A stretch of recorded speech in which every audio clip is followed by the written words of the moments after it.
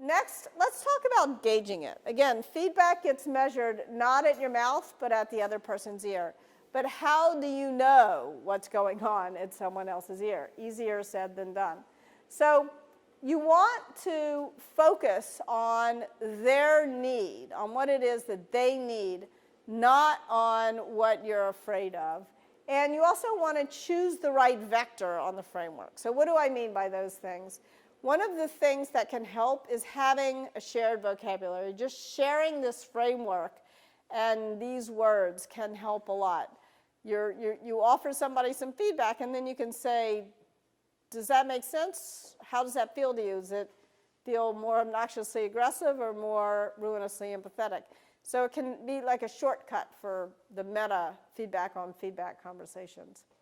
But what is it that holds us back? Very often what holds us back from saying what needs to be said is the fear that the other person will think we're a jerk. More often than not, as I coach people, that's the reason why they fail to give feedback. But if you focus instead on what the person you're talking to needs, you can find it much easier to move towards radical candor. So what do I mean by choosing the right vector on the framework? Start here. You don't have to go immediately all the way to the outer edge of challenge directly. Maybe if you start gently, the person will understand. And then notice the reaction of the other person. I think one of the problems with a lot of feedback training is that it leaves people thinking, if I just follow this advice, then I can control the other person's emotional reaction. And that is complete and utter bullshit. You cannot control someone else's emotional reaction. Other people are in charge of their emotions. If you can manage your own emotions, you're batting above average. So start here. Notice the other person's reaction. Don't start here. And then choose the right vector. So sometimes a person will be sad when you give them some feedback, especially if it's critical feedback. In fact, I used to do a training with an actor. And the reason why we hired the actor for the training was that the actor could cry on command. And this always moved people in a particular direction. Instead of doing what they should have done, which is, I can see this is upsetting, how could I say this more effectively? Or I can see this is upsetting, would you like to talk a little bit later? Or can I go get you a cup of tea? They would say, oh, it's no big deal, it doesn't really matter. And they go zooming off to ruinous empathy. And they would have wasted the whole conversation. They would have made the person cry, but not made the person understand what was really wrong. So that happens all the time.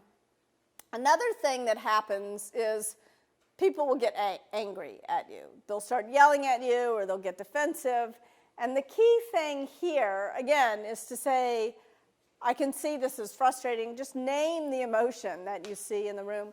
Instead of reacting to it and zooming down, one of the things we used to do with these actors is we would get the actor to say at a particular point in the role play, the fish rots from the head down, sort of to his boss or her boss.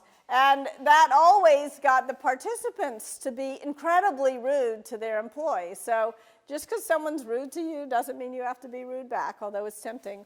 It doesn't mean you, very often when somebody behaves like a jerk, we retreat to manipulative insincerity, where we kind of pretend like it's no big deal, and then we go talk to everybody else about what a jerk this person is.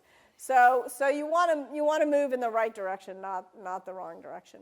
But most often what happens is you give feedback to someone and they do not hear you, sort of like I did with Cheryl. And then you've got to move out, and probably out further than you're comfortable moving on the challenge directly dimension. You have to say it clearly enough, and sometimes harshly enough. Sometimes it feels like you're taking a 2x4 and hitting them over the head with what you're trying to say. But if you zoom off to ruinous empathy, again, you've wasted your breath and you haven't gotten through to the person. It's your job to get through to the other person when you're offering feedback. So last but not least, encouraging feedback. What can you do to encourage feedback between the people who you work with? This is your real leverage. No matter what your role is on your team, if all the burden falls on you, you'll get crushed. So a couple of things. One is requiring clean escalation, and another thing you can do is just share these ideas with your team. So clean escalation simply means don't let people talk badly about each other to you. It's the one time, usually I talk a lot about listening and the importance of listening, but when one of your colleagues or one of your direct reports comes to you and says something bad about another person who's not in the room, that's the one time when you're not helping matters to listen. You're just stirring the political pot.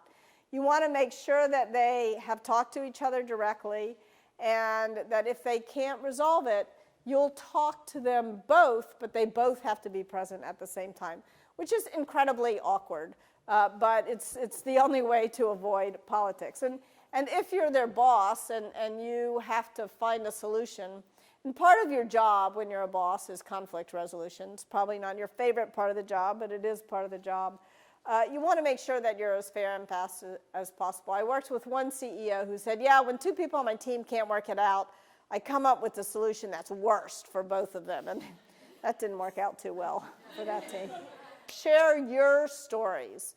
Your stories with your team will mean so much more to them than my stories, right? Think about what is the time when you got some feedback in your life that stung maybe a little bit in the moment, but stood you in good stead for the rest of your career. And share those moments with your team as a way of explaining why you want to take this approach. So the idea, one of the things that happens sometimes with radical candor that sort of wounds me to the quick is that people misinterpret it.